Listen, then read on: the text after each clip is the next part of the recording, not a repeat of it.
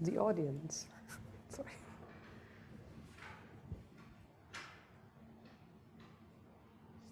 Rebecca's asking, is there's a preference for order?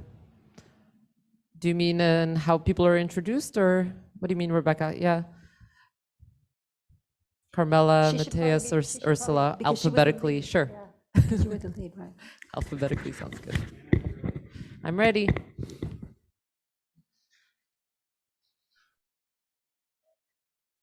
All right. Good afternoon, everybody. Bonjour et bienvenue from Concordia University's Fourth Space, located on unceded Indigenous land in Tiohtià:ke, Montreal. At Fourth Space, we work with Concordians to activate via live hybrid events the various research projects and initiatives in development across the university. We are very pleased to collaborate with the Loyola Sustainability Research Center and Rebecca Titler, who cooked up this idea to invite the Concordia profs who attended COP26 to come together for this sort of debrief conversation. A quick note that we are streaming to YouTube. I'll pop that in the chat in a second. And if you do want to join in the conversation with any questions or comments that you might have, please, we invite you to make our lives a little bit easier by using the Q&A box so that Rebecca can keep her eye there as she'll be moderating the question period. To tell you more about today's event, it's my pleasure to pass proceedings over to biology professor Jim Grant. Hi, Jim. Hi, Anna. Thank you. Well, on behalf of the Loyola Sustainability Research Center, welcome to this exciting event today. I want to thank Anna and Fourth Space for hosting this event with us today. And I also want to thank you, Anna, for acknowledging that Concordia University is located on unceded Indigenous land. Well, I think our panelists will be talking about global issues today primarily. Climate change has, devastating effects at the local level. So I think the territorial acknowledgement's particularly important. So I'm going to introduce Dr. Rebecca Titler, who is the research director at LSRC, and Rebecca will introduce our exciting panelists today. Go ahead, Rebecca. Hi, everybody. Thank you so much for being here on this wintry Friday afternoon. We're so thrilled to have our three panelists here today, all three members of the Loyola Sustainability Research Center. The first person to present will be Dr. Carmela Cucuzzella, who comes to us as a professor from the Department of Design and Computation Arts. She is also the Concordia University Research Chair in Integrated Design and Sustainability in the Built Environment, and she is founding co-director of the Next Generation Cities Institute. Carmela works around questions of sustainable design for urban living. We also have Professor Matthias Fritsch with us today. Matthias Fritsch is a professor in our philosophy department with research interest in social and political philosophy. Recently published some really interesting work on intergenerational justice issues. And we also have, last but not least, Professor Ursula Eicker, who comes to us from the Department of Building and Civil and Environmental Engineering. She's also founding co-director of the Next Generation Cities Institute. And Ursula's main field of expertise is high energy efficient buildings, renewable energy systems, and urban scale simulation. We will have a relatively casual conversation today, but I think before we started, everyone wanted to have just a couple of minutes to give their first impressions. All three of our speakers were attended the recent COP26 meetings in Glasgow in person, which is why we've invited them here today to share their impressions of our progress and lack thereof or lack thereof.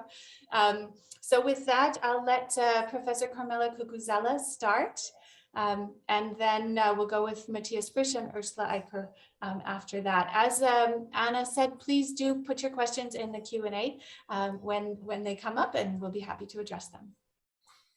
Thank you, Rebecca. Well, I'm just going to start with a very general comment of COP26. First of all, it was a whiplash and windstorm of events, both inside and outside the venue. So we had all kinds of protests and manifestations happening outside by the People's Summit, and inside there were obviously talks from the party leaders, but also tons of talks from mayors and city organizers that had come there to talk about what ways forward that they were already doing. And I just want to say that it's very strange when you read what the outcome was for the COP26. You know, the party leaders say it was a big success. The People's Summit say it was not. In the end, I think it is a perfect venue to hear all of these voices all at one place. So for me, it was a success just because there were so many voices heard.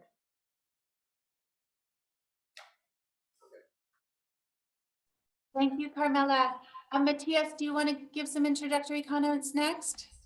Yeah, I'd like to. I'd like to. Thanks for the opportunity, and thanks, Carmela, and thanks also for the introductory remarks. Yeah, I mean, when you ask the question, bon cop, bad cop, I think it is very important to add a little question to that, or you know, 2 words, for whom, success or failure. We hear this a lot in the aftermath of the COP, and I think really the question should be for whom, because one of the features of the climate change problem really is vast inequality in the world when it comes on the one hand to pollution. So some are polluting a lot more than others.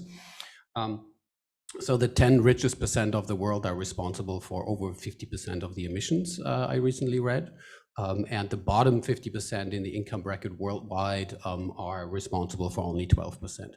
So it's a huge inequality when it comes to the production of emissions, but it's also huge inequalities when it comes to climate vulnerabilities, of course.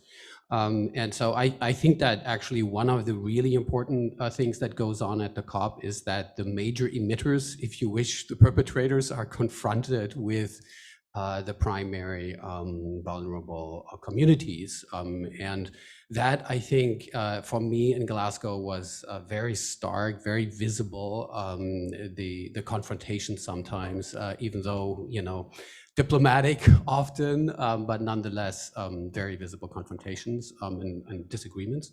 And I think that's important. But I don't think that all that goes on at the COP is blah, blah, blah. I mean, we did go sort of back and forth between the inside and the outside, where many of the demonstrations that Carmela referred to were happening. And, you know, the People's Summit on the climate marches, and so on. I mean, hundreds of thousands of people on the streets of Glasgow. It was really, there's quite a lot that was happening there. I think that this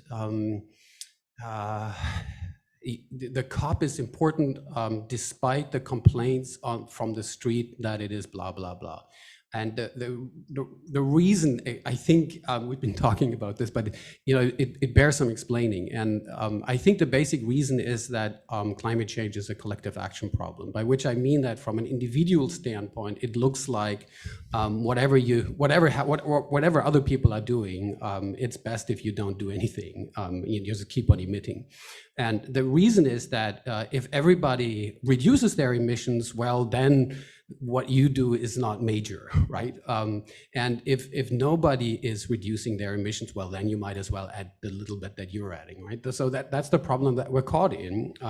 That, of course, if everybody thinks this way, is a disaster from the collective standpoint, and hence also from the individual standpoint. How do you get around a collective action problem? Well, by those who are all affected parties getting together and finding solutions, and that is the COP for me. So it is very important, but again, those big inequalities make the negotiations difficult. So, for example, there was many of the climate vulnerable communities, indigenous people, and so on, were very, very upset at the fact that the largest group of representatives at the COP actually were oil and gas lobbyists, and that were registered there by countries like Canada and others. So that was a major issue of contention. So, so that's why I think the collective action problem always needs to be kept in mind. It generates a temptation on the part of individual parties to defer the problem to the future, to youth, to future generations, but also to others, especially climate vulnerable communities. And the one thing that I maybe want to say here in conclusion to my opening remarks is that what for me was really the most important experience at the COP, I think, was the importance of civil society pressure. So the part of the reason we have to have the COP is that we don't really have a world government, or the UN doesn't really have a big stick, an enforcement mechanism, and so on. And that means the only real pressure that there is on parties to comply with what is decided upon, to increase their pledges, to do more, to respect climate vulnerable communities, indigenous communities, and so on, in fact, is the pressure from the streets and from the voters and from all of us. And so that also means being knowledgeable about it and countering government spin, looking, there's always a temptation to look like you're doing more than you're actually doing.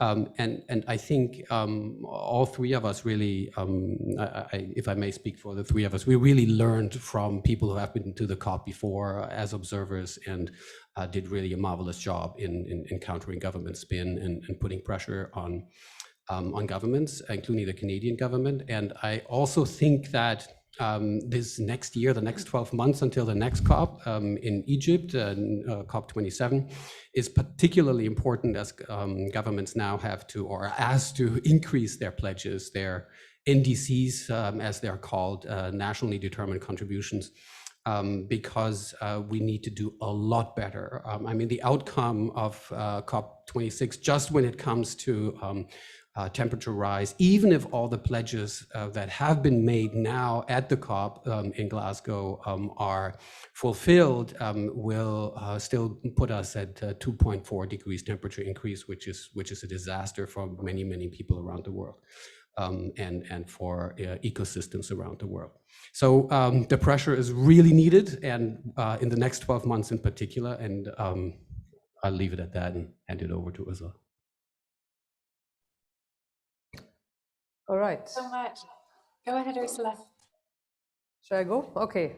Well, welcome from my side as well. Well, as Matthias said, a lot of things. I mean, it's a pretty complex procedure, and what you call success or not.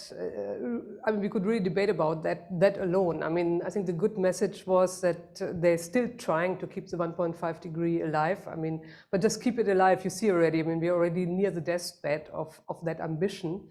I mean, Paris was considered as a success, and I remember the sort of final hugging and kissing. Everybody was super happy to have come up with the Paris Agreement. But actually, before Paris, the developing countries didn't have any obligations.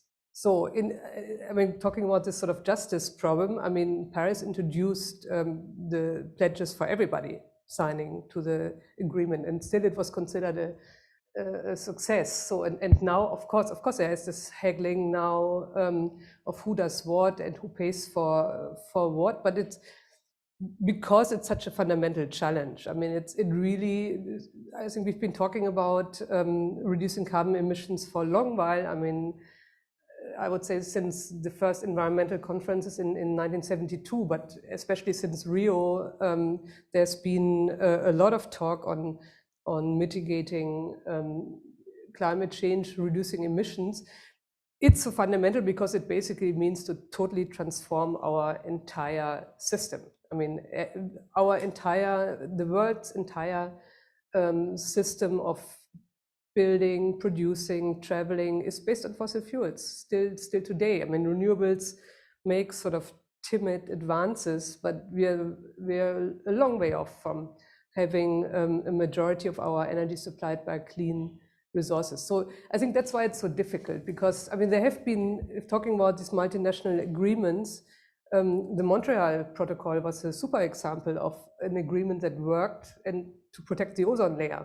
That was actually a success. I mean, there was an agreement to face, not just face down, because at the COP, in the end, it got a bit watered down. We don't phase out coal, but we phase down. But Montreal actually, the Montreal Agreement said to phase out the refrigerants and all gases that harm the ozone layer. And the ozone layer actually recovered. So, I mean, it can be done, but I would say the scale of the problem is just much, much larger, because it has all sectors of society involved. And so so of course, because it's so essential for the prosperity of every nation, that's why countries like India sort of really at the last moment literally said, well, we don't want to phase out coal because our entire system is based to 70% on coal. So you have easy saying, the rich countries, even Germany took, I mean, then they said we get out of coal. At the beginning of the 2000s, they said we phase out in 2038. And you see sort of the time scale that even countries who have the money to do it take, just to make sure that the transition is just, that all the people get re-educated, retrained.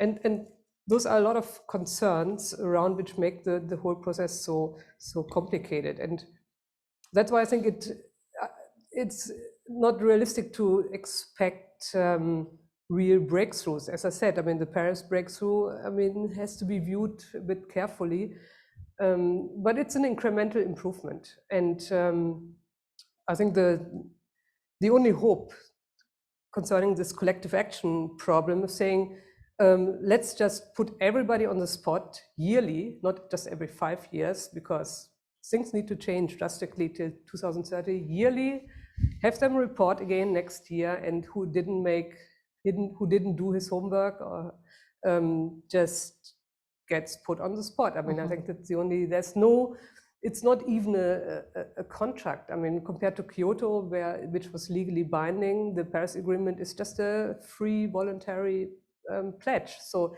only this kind of peer pressure can probably get people to move faster than they would do if they don't regulate more. So I mean, my conclusion is that the scale of the problem is huge. There were some advances made. I mean, in the Paris Agreement, which is actually very short, you can read it in half an hour, I would say. They only now, 6 years later, did they discuss all the rules of how to organize a carbon market, and even include mechanisms, non-market mechanisms of saying you can also give developing countries money, development aid. That all is now written down in the so-called Paris rule book. And text, I mean, if you read this text, it's hard to read. It goes really in the details.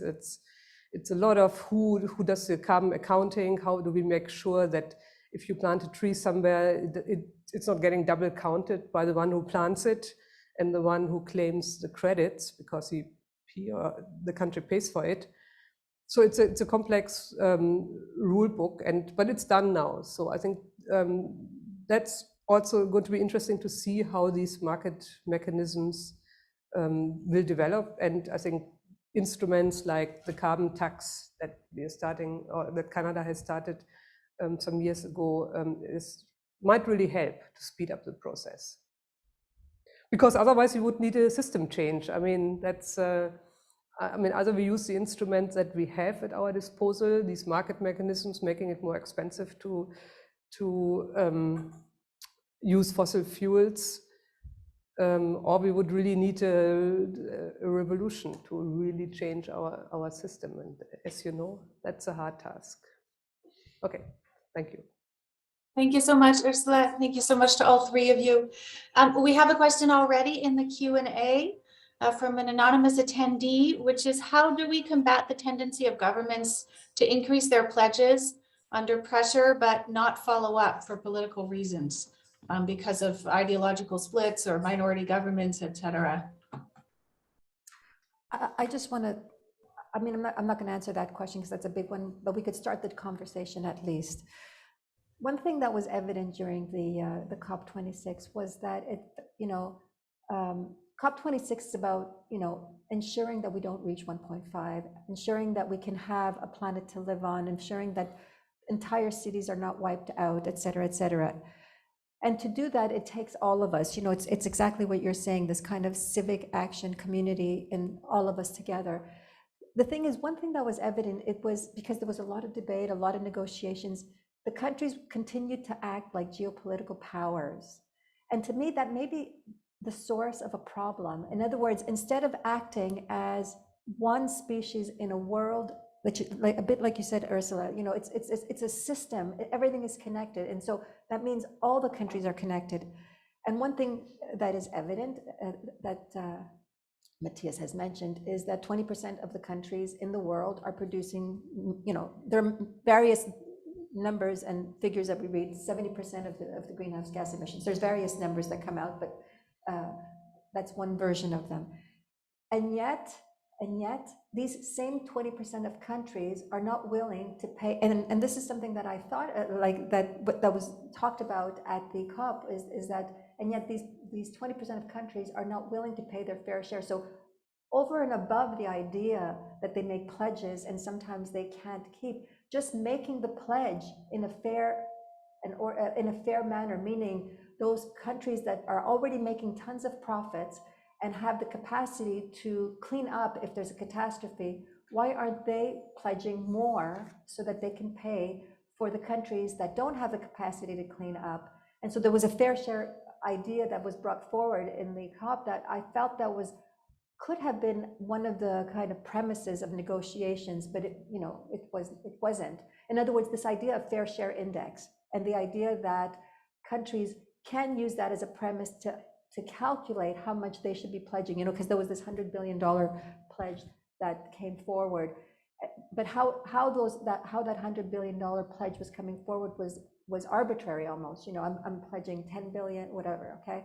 And so the question for me was, why wasn't it done in a more systematic way where countries would fairly contribute to that fund that would help the world, you know, address some of these catastrophes and also pay for some of the mitigation mechanisms in some of the countries that can't afford to move forward, you know. So I didn't answer your question, but there are in terms of how do these pledges stay, but even before the pledges, that's my point here, is that there has to be a better mechanism to be able to calculate those pledges too, you know. But maybe. Yeah.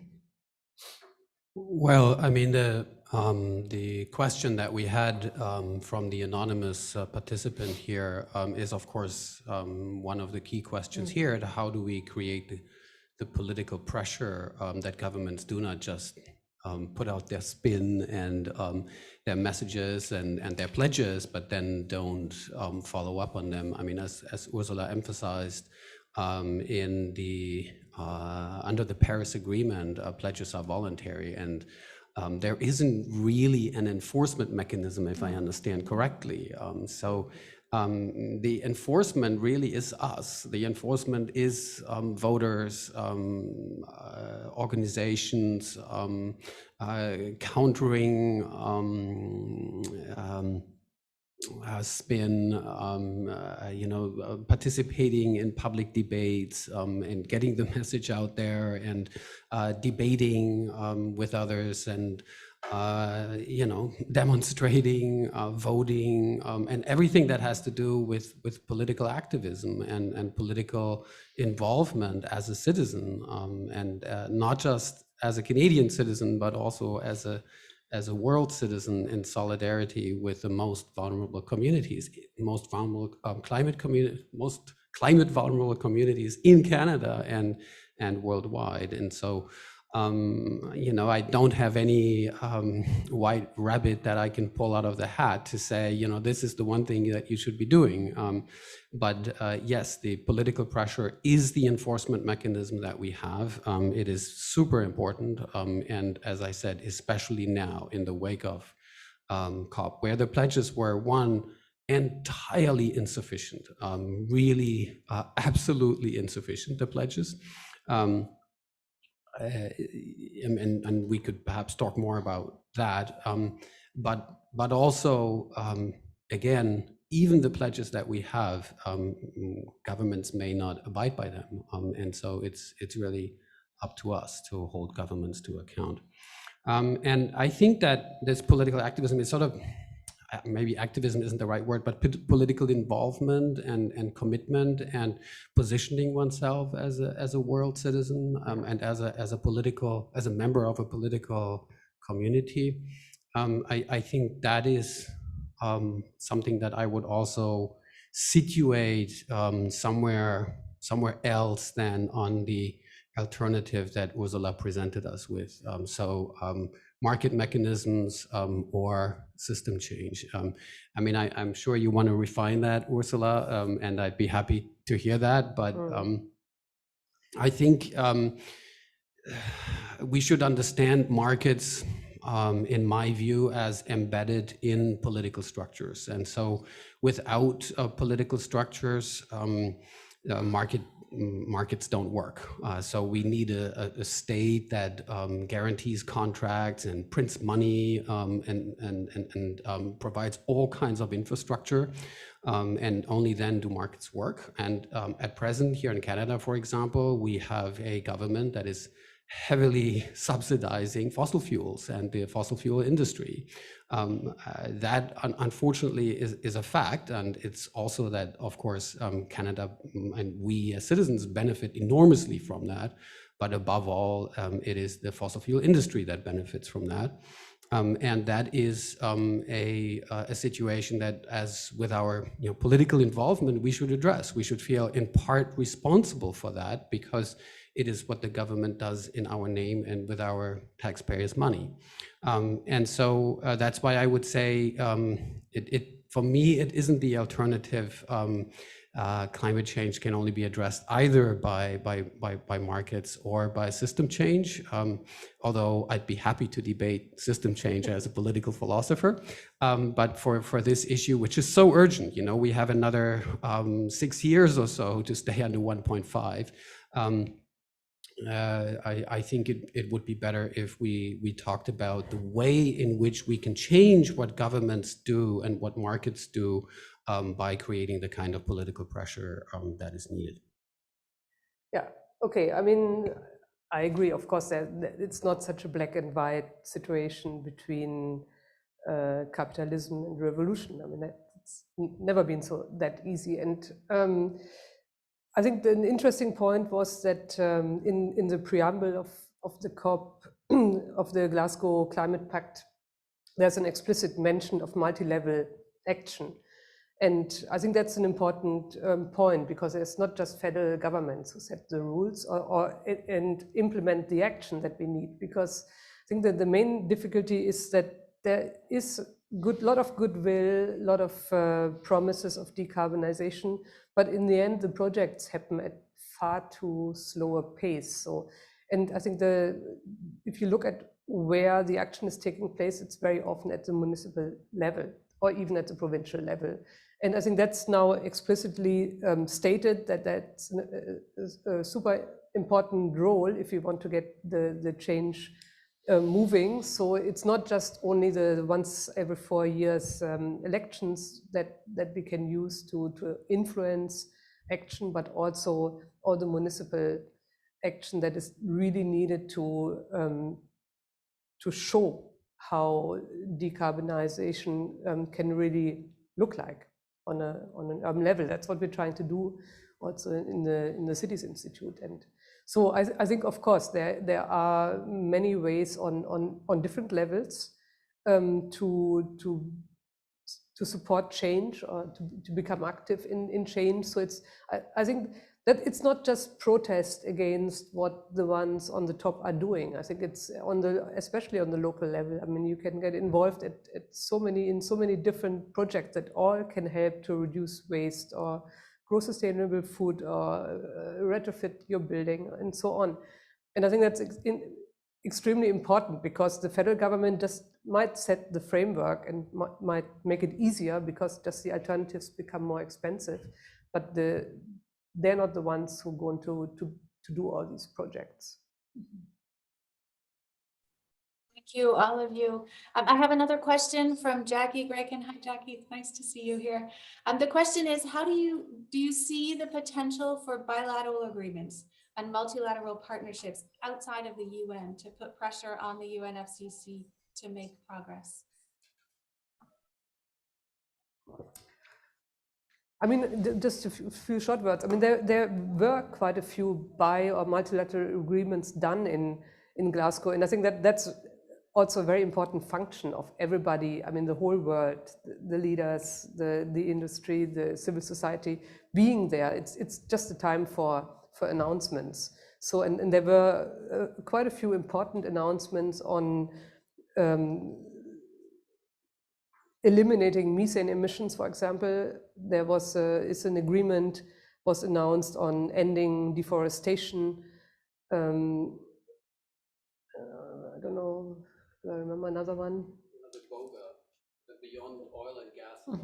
Beyond Oil and Gas Alliance. Yeah, I mean, this whole attempt of phasing out, of phasing down fossil fuels. So I think that's important, and it's used because the eyes of the world and the press is on the COP for 2 weeks. I mean, that's a long time to talk about climate, which is really good, and that's why it's used as a platform to make these bilateral agreements. And I think the English presidency of the COP really wanted to use that instrument, because that's something very tangible. And I think the methane emission, I think the agreement they came up with just for the methane emission will reduce by 0.2 to 0.3 degree the temperature level. So it's a contribution and important to have decided.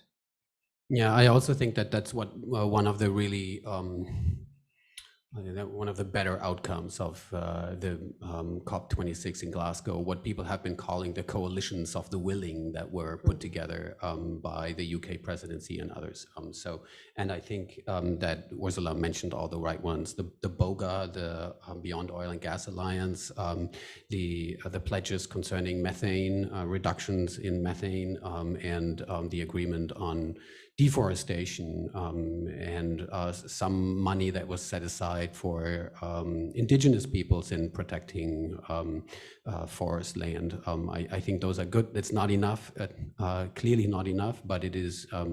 Those are the right signals. And if I can just, I remember one of the really good lines from the Danish minister who presented the BOGA, the Beyond Oil and Gas Alliance. He said, the Stone Age didn't end because there were no more stones, right? I think that was really powerful, and I really like that. Then I think also, as Ursula mentioned, another good aspect of the COP was the Paris Rulebook. I guess could also be called the Glasgow Rulebook, supplementing the Paris Agreement. So the transparency issues, I wanted to underline that. I think that's also very, very important. So that double counting is more difficult, even though experts that I've heard react to the COP agreement say there are still loopholes there. I'm not in a position to judge how big those loopholes are and how dangerous they are. But again, it's very important that we have civil society organizations, non-governmental organizations that are really keeping a very close eye on what governments are doing now with this new rule book, and that loopholes are fixed as best as possible. But again, many climate vulnerable communities, indigenous communities, small island developing states, and the least developed countries. So these three groups in particular, they were very disappointed with the results at the COP. And there are two reasons for that. One is, again, the NDCs would still put us at 2.4. Which, I mean, it doesn't sound like much, but it's, as we have learned since Paris at least, already the 1.2 temperature, average temperature increase that we have now is already leading to all kinds of problems around the world, and including in Canada, of course. We've had the floods, we had the wildfires. And elsewhere in the world, the disasters are much more significant. So that is one area where there is really, it's just a disappointment, I think. And The other one is the climate finance that Carmela mentioned, that in 2009 in Copenhagen, $100 billion a year were promised to the most vulnerable countries, and even in Glasgow, they didn't have it. They had somewhat around 80 billion a year. And those 100 billion, as was stressed by many, many countries and experts, they're not nearly sufficient to address mitigation targets, adaptation, and especially what is now called loss and damage. So those are the three areas where negotiations take place. It's mitigation, adaptation to the climate change that we already have and will have to live with as a result of the 1.2, and of course that's increasing, which is why in some sense the best adaptation is more mitigation. And then the third area is called, used to be called compensation until the Paris Agreement 2015, when the biggest emitters said, we don't really like that language because it's admitting historical responsibility, so we want to call it loss and damage. And that we heard a lot about, and that's part of climate finance. But the promises there are simply insufficient. And so those are the two areas where I would say we have a lot more to do. Thanks so much. Ursula, do you have something to add to that, or should we move to the next question? Okay. Let's move. Our next question comes from Professor Carly Zeder. Carly, I just realized that we can unmute you if you want to ask your question live. Do you want to go ahead? Can you hear me?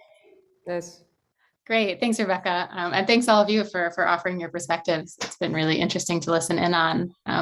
Those of you who know me can probably predict the direction of my question, but just as we're facing a climate crisis, we're also facing a biodiversity crisis and significant biodiversity loss. These are of course linked, but tend to be addressed at different meetings. And so can you comment on the extent to which things like nature-based solutions or ecosystem-based approaches played a role at this COP? I can start. Thanks very much, Carly, for that question. In fact, it's such a significant question, and it was addressed. The question of biodiversity related to health issues, and related to health issues not only of humans, but obviously of species, all kinds of species, was addressed, but not much.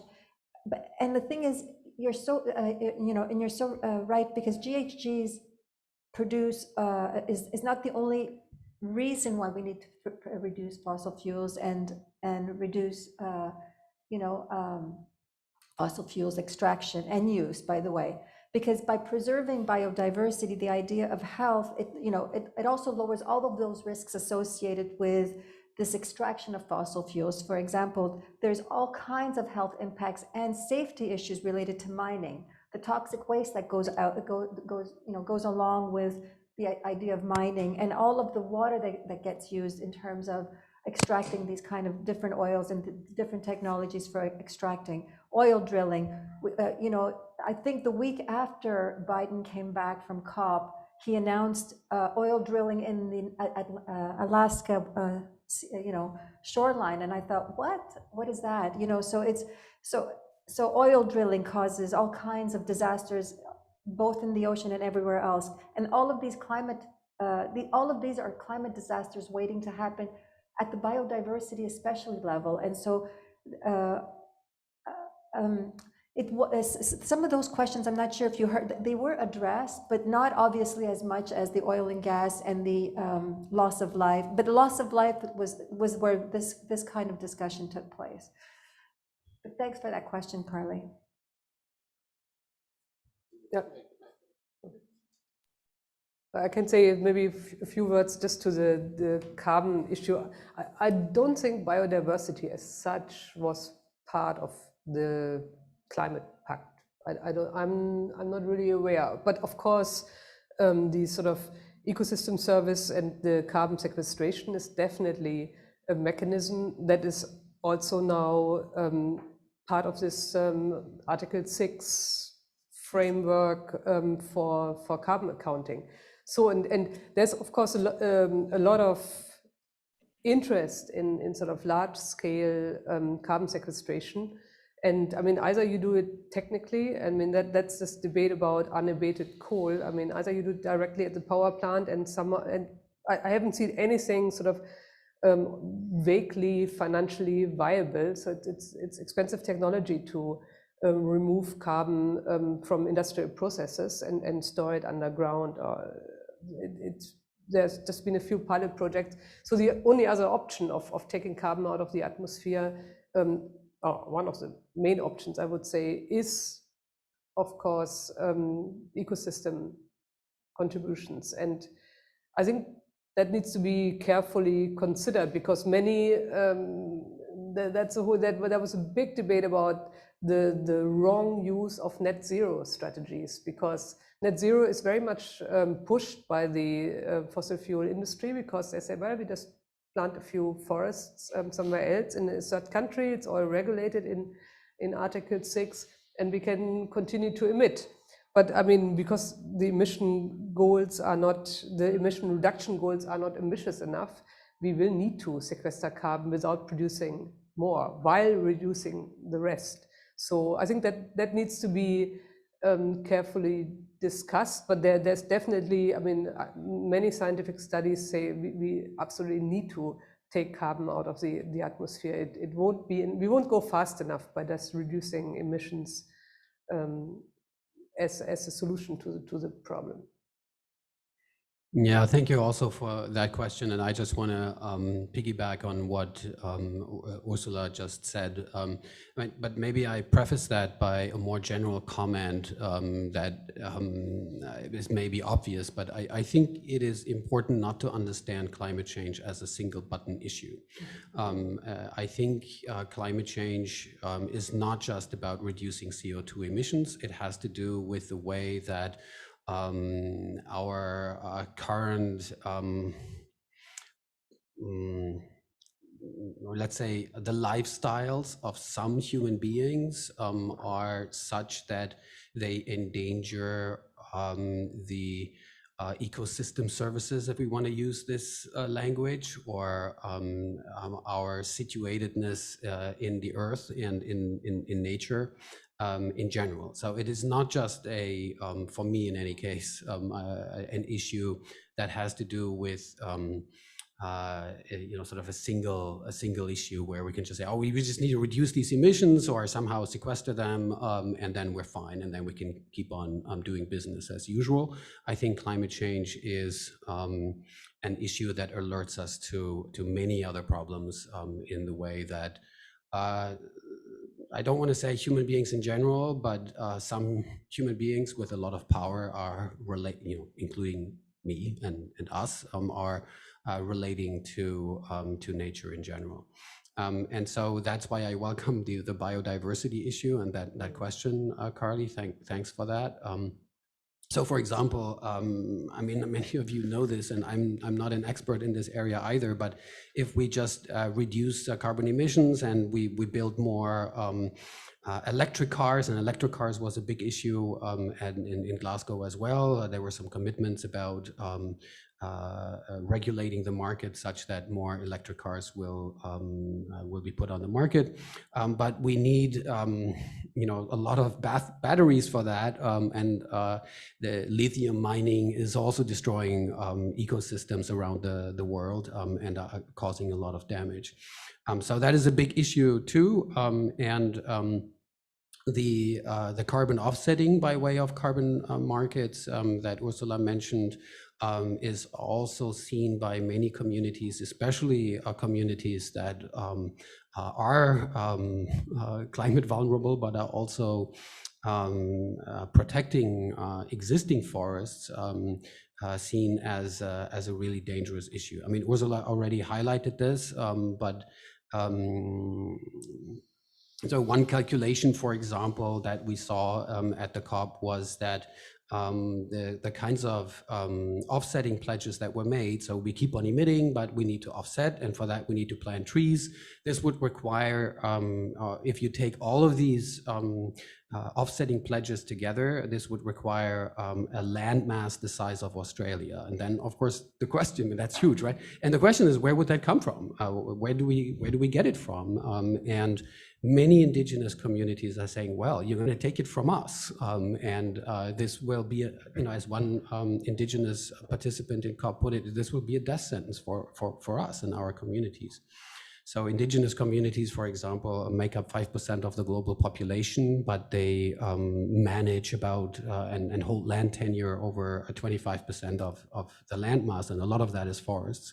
And they are managing about 80% of the world's biodiversity because of the proximity to the tropical forests and so on. And those are very powerful figures. And you saw many indigenous people at the COP, even though there weren't that many compared to the oil and gas lobby, as we were saying earlier. You saw them walking around with a big sticker that had net zero crossed out, when net zero was the primary goal of the presidency, the UK presidency of the COP. That one of their first targets was net zero by 2050. Net zero means it's not zero. It's not zero emissions. You're not aiming at zero emissions. You're basically aiming at continuing to emit, but trying to offset those emissions in some other way. And lots of indigenous communities in particular, but also other communities, fear that that the rules are not watertight when it comes to this offsetting, and there will be double counting and so on. And that's why this rule book is so important, and it's so important that it is watertight. But it's also that indigenous communities will lose land. And so many indigenous observers said that this may very well lead to a new form of land grabbing. And that indigenous communities have to surrender land titles, land tenure, and so on in order to offset the kinds of emissions that we in the developed world still want to keep on emitting. So that's a very real danger. It's a danger of what we have come to call carbon colonialism. Yeah, thank you so much for those points, all of you, and Matthias, especially for bringing up the points about Indigenous governance, so important. We have our next question from our colleague, Govind Gopakumar. Govind, do you want to ask your question live? Sure. Can you hear me? Yes. Okay. Thank you all for the great panel and for the great food for thought that we've been getting. My question is closer to home. I was just wondering about the role of universities, and did you, in your interactions, in what you saw there, did you see any novel modes of engaging with universities? How were universities positioned there at COP, and were there any new inter-transdisciplinary kind of approaches that seem to gather traction? In general, what did you think about the role that universities had at COP26? Thanks. Well, I mean, you see from our reaction that there was not that much happening. I mean, there was actually, apart from the negotiation teams, there was a big, I would call it a kind of trade fair, sort of a big zone where mainly national pavilions were around. So where countries basically presented themselves and had also a discussion program and presentation program, and it was quite telling to see who did what. I mean, as you would expect, I mean, countries like South Korea or Japan had pavilions which were super technological. So it was about research for sure. So it was about, but technology research. So it was about lots on hydrogen technology, electrification of transport, some IoT, smart city work, but very technologically driven. So that's what I've seen in the pavilions, mainly from the national countries.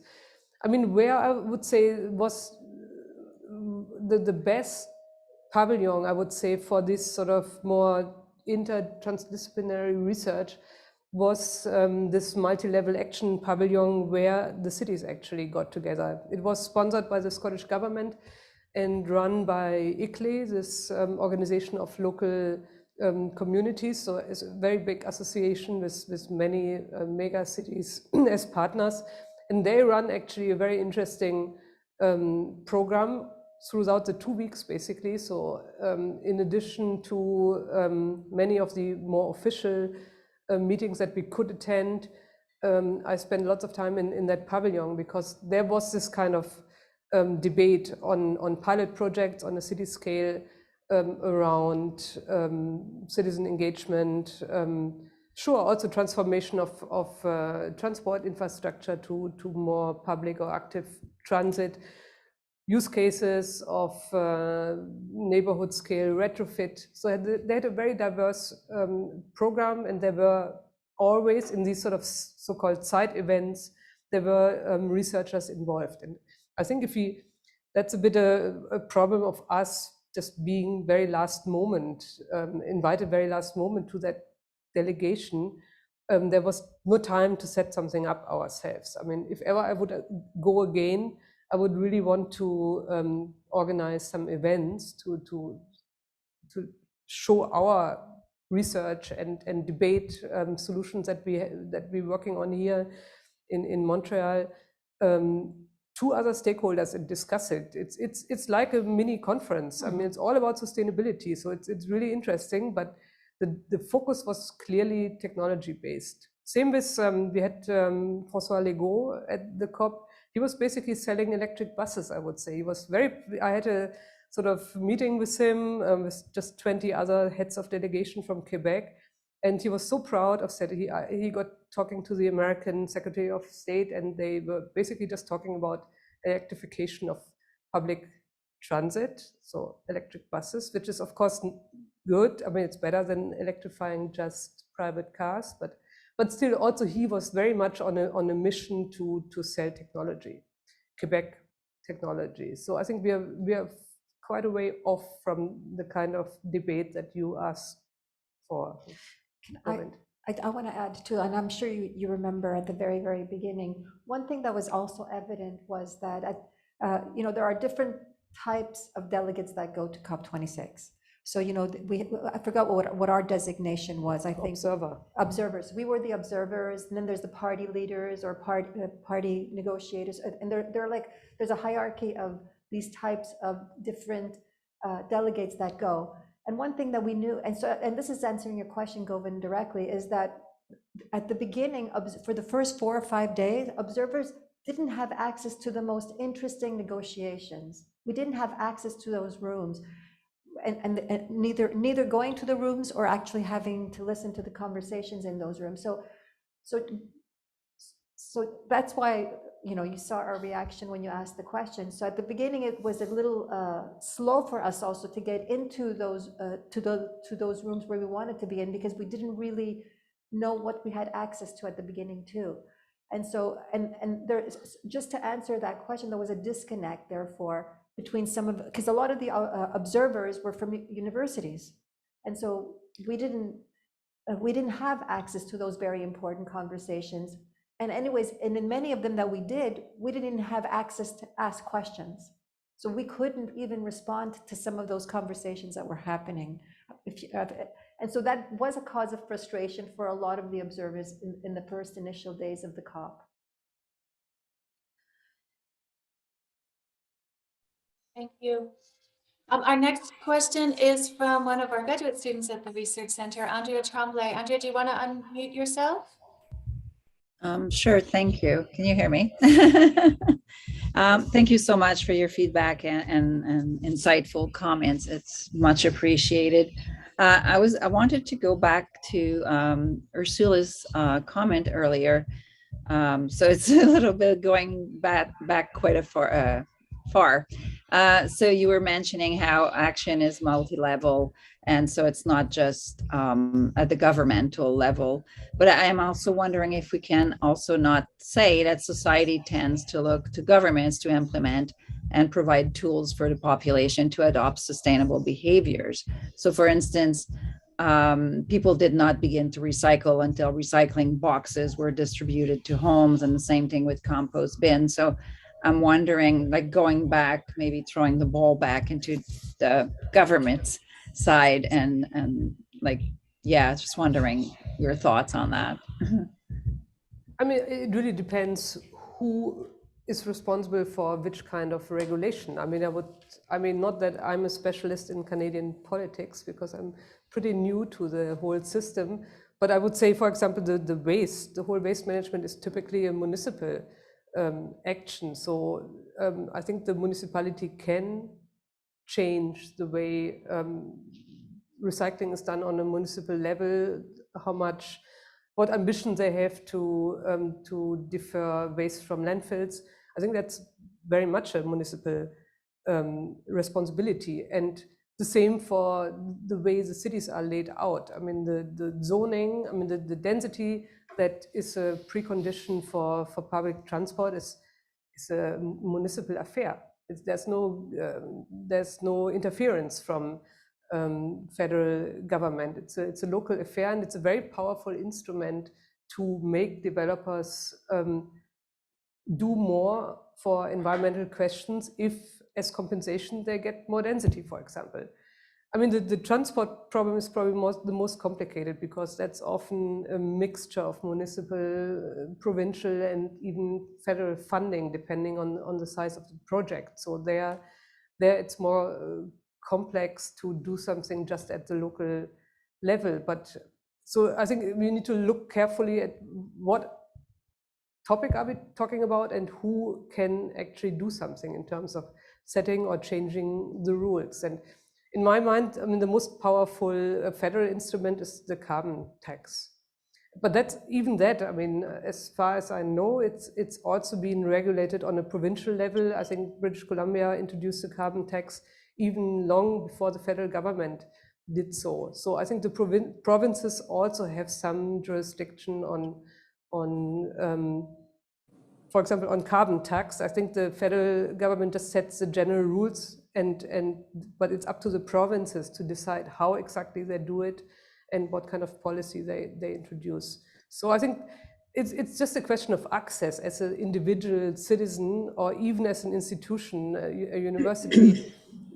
I mean, the power is just limited that we have on federal decision making. So it's better probably to start at the local or provincial level where we actually have access to decision makers.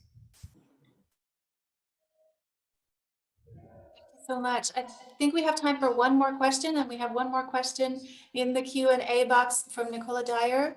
Nicola, would you like to ask your question live, or do you want me to read it? Thank you very much, if you can hear me, and I would love to ask the question live.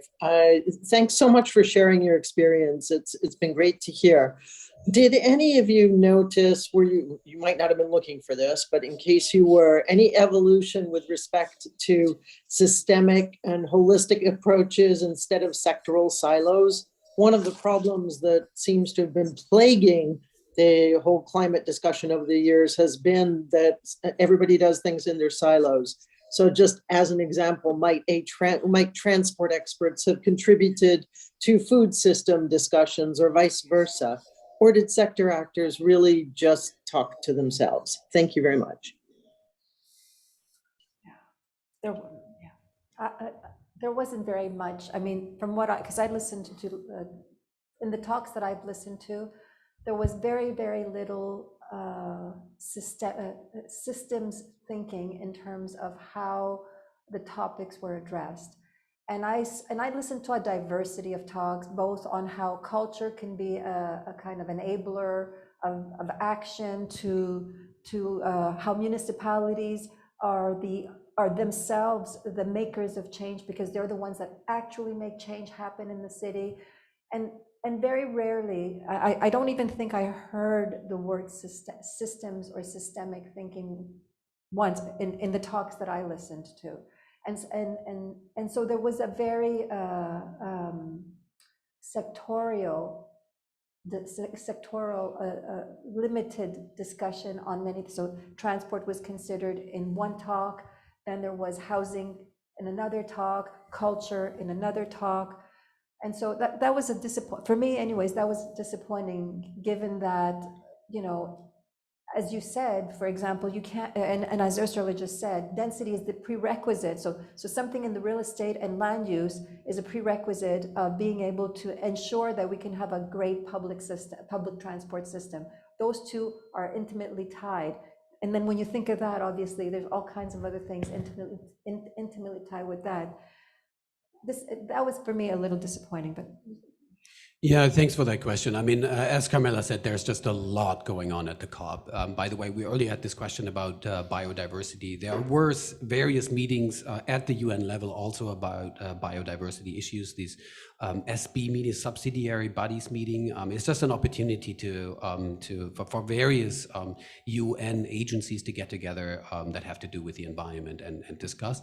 And there were also a whole range of environmental groups, environmental NGOs and so on. And sometimes they had the space, I don't know how they got it, to do a press briefing. They had 30 minutes here, 30 minutes in that room. And there, the ones that I attended, they did present a different kind of thinking, but this is not represented at the level of the official negotiations. So that's different. So there's something sort of in between what Ursula called the trade fair kind of level, you know, selling your buses or whatever. And then there is the negotiations level, the high level, as it were, where the Paris rule book was decided, where the NDCs were looked at and so on. And in between, you have all kinds of things happening. And it's just too much for, you know, 3 representatives or 4 to really take it all in. So you have to place your emphases. But what I wanted to say is that one of the outcomes of this COP is that what was recognized, I think they said for the first time, was so-called the role of nature in and nature-based solutions in addressing climate change. I mean, that seems like an obvious point. Well, you know, the climate is part of nature, as are we, which is why the climate is so important to us. I mean, as an environmental philosopher, I mean, that I don't find that particularly surprising, but I guess it needs to be recognized at this level too. So nature-based solutions was a big topic, and nature-based solutions, I mean, there is an opening there to something that I think you called holistic thinking, that is the integration of our lives, our economies in nature. But again, nature-based solutions, many respondents in particular, small island developing nations and indigenous peoples were very worried about this phrase, nature-based solutions, because, well, it means reforestation, afforestation, and that may mean, well, you know, give us your land, right? So nature-based solutions can also be a cover for something that isn't so nice. Thanks so much. We are unfortunately running out of time. I have a whole list of questions of my own, and I also have questions from Professor Damon Matthews, who was supposed to be here today, but unfortunately had to cancel at the last minute, but I guess we'll have to catch you at another time.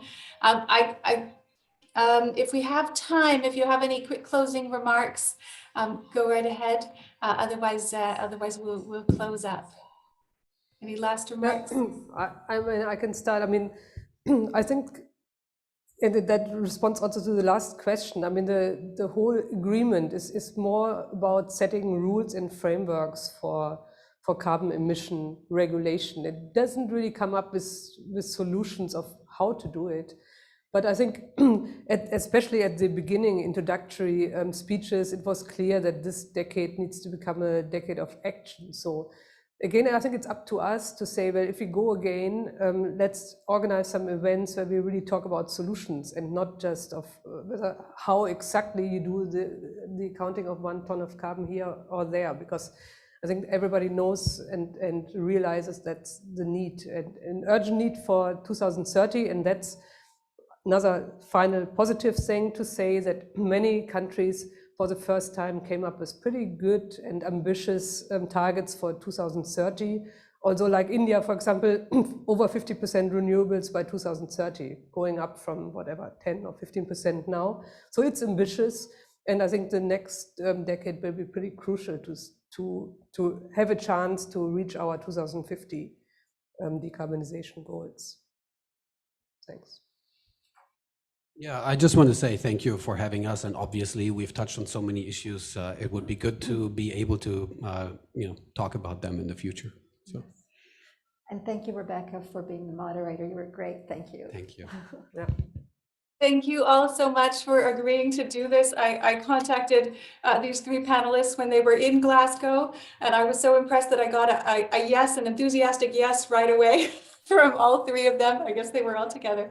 So it was the easiest webinar that I have ever put together with such willing and able panelists who have so much to share. So thank you all so much.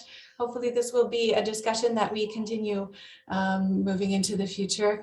Thank you also for Space for hosting us today, and to all of you for coming. It was wonderful to see you, and wonderful that you were able to set aside a little bit of time on this dark Friday afternoon. And with that, Anna, I'll pass it back to you. Well, I won't keep you here any longer. We really appreciated you coming together in this way. Thanks for joining us in person, those of you who could, and those of you on Zoom, we really appreciate your comments and lighting up the chat and the Q&A. Much appreciated. I'm glad we had this opportunity to connect in this way. Okay, everyone, have a wonderful weekend, and we'll see you next time. Take good care. Bye.